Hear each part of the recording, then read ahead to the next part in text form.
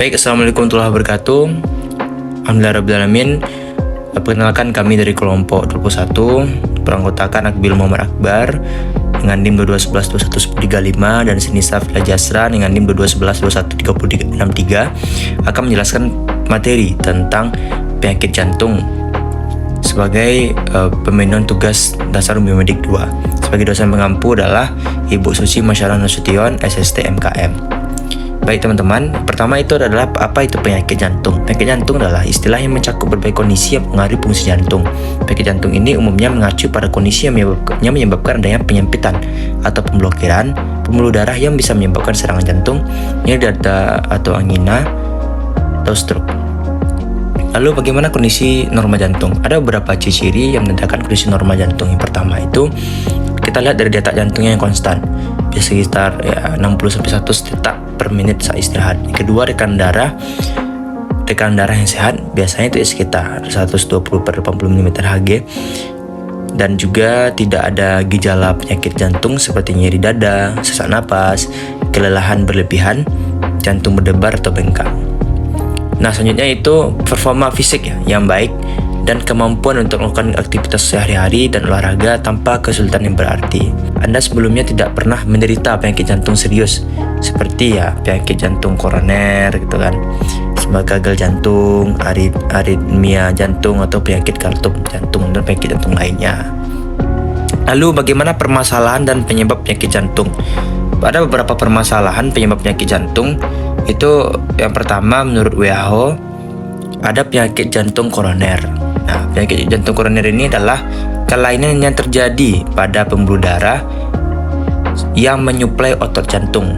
Biasanya sih penyebab utama dari penyakit jantung koroner ini adalah penyempitan atau sumbatan pembuluh darah koroner yang menyuplai darah ke otot jantung.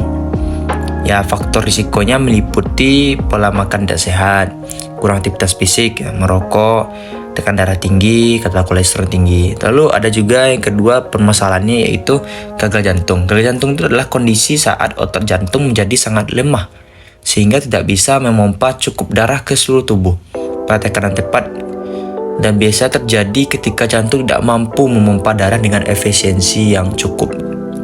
Penyebabnya dapat meliputi kerusakan otot jantung akibat serangan jantung sebelumnya, atau penyakit jantung koroner yang tidak terkontrol, tekanan darah yang tinggi dan tidak terkendali, atau kelainan katup jantung. Yang ketiga tuh ada aritmia.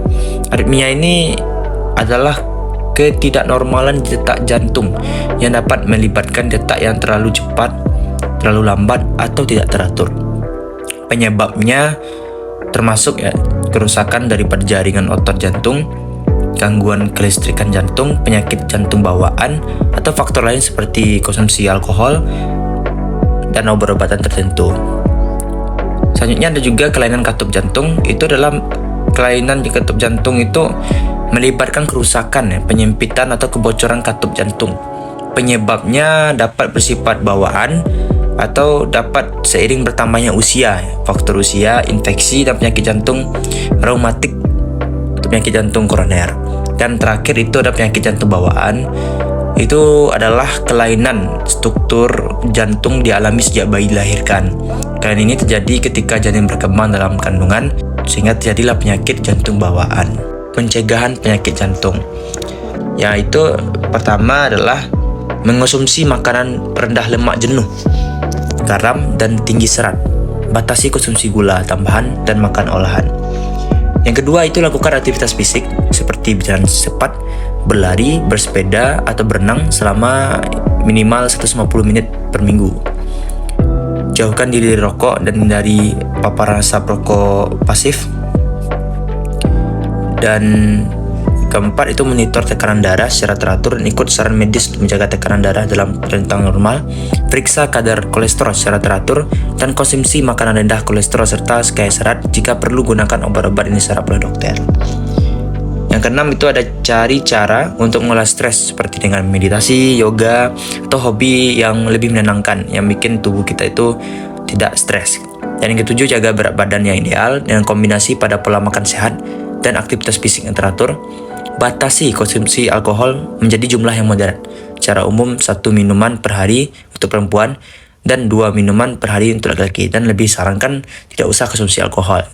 Dan terakhir itu lakukan pemeriksaan kesehatan rutin dan ikuti saran dokter terkait pencegahan penyakit jantung. Bagaimana upaya dari peran tenaga kesehatan masyarakat? Yang pertama adalah upaya preventifnya itu kendalikan tekanan darah. Karena tekanan darah tinggi ini menjadi faktor risiko utama penyakit jantung. Ya, makanya penting untuk diperiksa tekanan darah secara teratur. Nah, yang kedua itu jaga kadar kolesterol dan trigliserida agar tetap terkendali. Kadar kolesterol yang tinggi dapat menyumbat arteri dalam tubuh dan meningkatkan risiko penyakit arteri koroner dan serangan jantung. Yang ketiga, tetap pada berat badan yang sehat. Ya, karena dengan berat badan yang sehat tentu akan mengurangi risiko terjadinya penyakit jantung. Dengan mengontrol berat badan, sejalan juga dengan menurunnya risiko. Yang selanjutnya itu makan makanan yang sehat.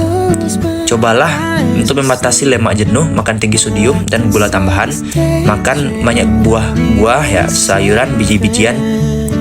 Diet juga boleh, sah-sah saja, asalkan itu sesuai dengan pola makan yang membantu menurunkan tekanan darah dan kolesterol. Selanjutnya itu berolahraga secara teratur, karena berolahraga ini dapat meningkatkan sirkulasi dan juga memperkuat jantung. Batasi alkohol, karena alkohol ini dapat meningkatkan tekanan darah dan menambah kalori ekstra yang dapat menyebabkan pertambahan berat badan, jadi perlu dibatasi alkohol. Terus jangan merokok, karena merokok juga dapat menyebabkan tekanan serangan jantung dan stroke. Dan yang terakhir selanjutnya itu kelola stres. Kelola stres, ya stres terkait dengan penyakit jantung dapat banyak cara. Ini dapat meningkatkan tekanan darah, karena stres ini pemicu terjadi serangan jantung. Kalau diabetes ini bisa menurunkan risiko terjadinya penyakit jantung, karena seiring berjalannya waktu gula darah tinggi akibat diabetes dapat merusak pembuluh darah dan saraf yang mengendalikan jantung dan pembuluh darah. Jadi penting untuk menjalani tes diabetes juga, dan jika mengidapnya tetap terkendali gitu. Dan terakhir ini tidur yang cukup. Orang dewasa itu membutuhkan tidur selama 7 hingga 9 jam setiap malam. Jadi perlu untuk memastikan kebiasaan tidur yang baik. Mungkin teman-teman itu yang dapat kami jelaskan dari kelompok 21 tentang penyakit jantung sebagai bagian dari materi gangguan untuk penyakit sistem muskuloskeletal dan patologi. Semoga apa yang disampaikan bermanfaat. Burung Nuri, Burung Cendrawasih. Cukup sekian dan terima kasih. Wassalamualaikum warahmatullahi wabarakatuh.